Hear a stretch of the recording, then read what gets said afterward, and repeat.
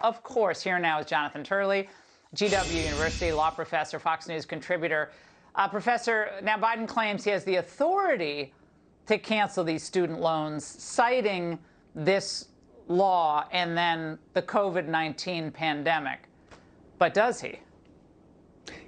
Well, it's a little curious of an argument to cite the HEROES Act because they're citing a crisis that in May they said had diminished to the point that it would change the status of Title 42 on the southern border, that they cited the CDC's view of the lessening of the crisis as the basis in court for that argument.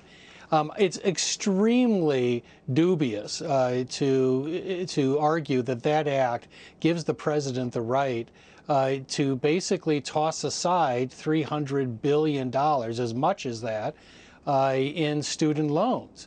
And even if the administration has some success initially, it's going to find a fairly chilly reception before the Supreme Court, which has really been demanding clarity on these issues, not the delegation of Congress to the executive branches. And what's weird is that these Democratic members are applauding their own institutional obsolescence. I mean, they are all giving these accolades to the president for circumventing Congress because he knows he couldn't get this through Congress.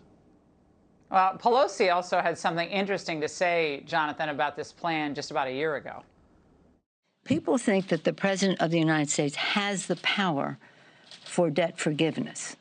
He does not. He can postpone, he can delay, but he does not have that power. That has to be an act of Congress. Jonathan, what changed? Huh? What changed there?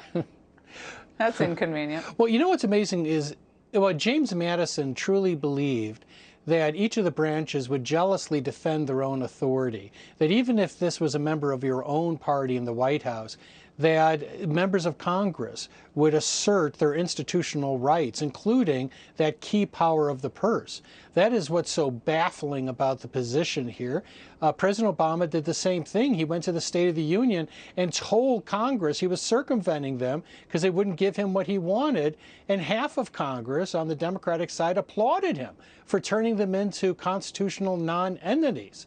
So I have this is really a great stretch. The Justice Department previously rejected this basis for canceling of loans, but also the Higher Education Act makes it very clear that Congress allows for the postponement of debt, but they expect debt to be paid.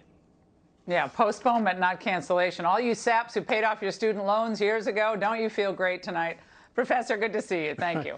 Hey, Sean Hannity here. Hey, click here to subscribe to Fox News YouTube page and catch our hottest interviews and most compelling analysis. You will not get it anywhere else.